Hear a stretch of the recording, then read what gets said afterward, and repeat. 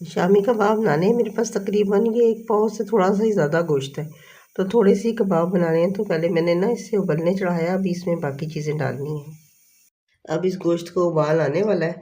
अब मैंने जो इसमें चीज़ें डालनी है ना, तो वो हैं हस्बे ज़ायका नमक। मैंने 1 चमची ली है। मेरे पास दाल, चने की दाल 1 कप मैंने भिगोई हुई है, और साथ में ये इतनी मिर्चें, लहसुन और ये प्याज इसमें ना थोड़ी पड़ेगी, आधी आधी प्याज डालूंगी। बाकी प्याज जो है ना वो मैं डालूंगी कट के ऊपर से, जो हरा मसाला डालते हैं।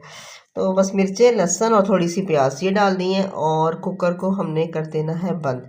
गरम मसाला भी नहीं डालना, क्योंकि वो पिस्ते में ना रह जाता है साबित गरम मसाला, तो वो अच्छा नहीं लगता। तो मैं जब तैयार हो जाएगा तो गरम मसाला डालूंगी। अब इन कबाबों में ना मैंने ये मूंग की दाल भी थोड़ी सी डाली है, आधे कप से कम है, लेकिन चने की दाल के साथ ये मूंग की दाल की कबाब भी देखिएगा, जायका थोड़ा सा फ़र्क और बहुत मज़े का। और कभी जिसको यूरिक एसिड का मसला, वो खाली मूंग की दाल के कबाब भी बना सकता है। ये गोश्त ना बहुत अच्छी तरह गल गया, ये मैंने हाथ लगा के भी चेक कर लिया है, तो ये गल गया है। अब इसमें मैंने डालनी है मूंग की दाल। अच्छा ये देखिए, ये हाथ लगाने से टूट गई।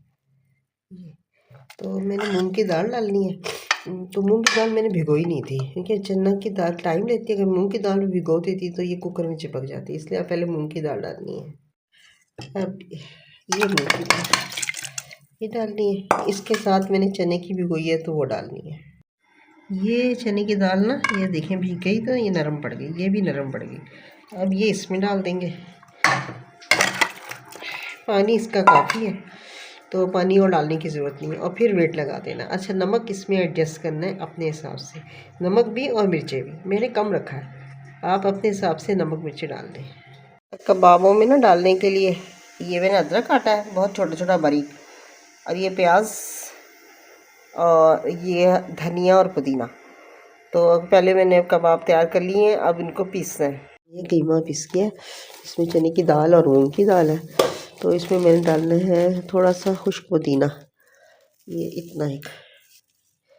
खुश्क पुदीने की ना खुशबू ज़्यादा अच्छी होती है, तो बहुत अच्छा रहेगा। और ये अदरक कटा हुआ है, बारीक कटा हुआ अदरक है, बिल्कुल छोटा छोटा अदरक मैंने गोश्त के अंदर ना पकाते हुए ही डाला था। ये धनिया पुदीना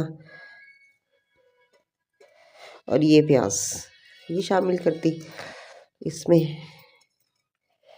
और इसमें ना ये मैंने गरम मसाला घर का पिसा हुआ है, ये मैं ऊपर से डालती हूँ, कि जो अगर हम साबित गोश्त में डालें ना, वो पिसता ही नहीं है, तो फिर से आखिर में डालती हूँ। अब इनको अच्छी तरह मिक्स करके और टिक्कियाँ बनानी है। ये जो मिक्सिंग होती है ना, ये हाथ से अच्छी होती है, चम्मच से ना कभी भी मिक्स सही नहीं होता।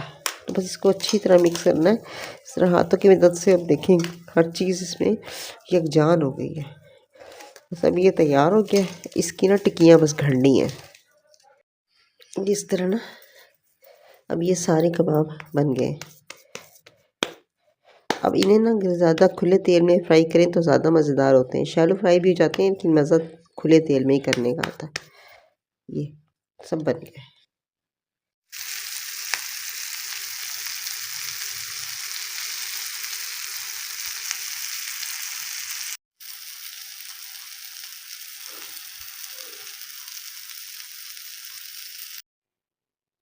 मज़ेदार किस्म की ना कबाब तैयार हैं। देखिए पहले भी नहीं है ना मैंने इसमें अंडा डाला है ना कुछ और, सादे तरीके से कबाब बन गए।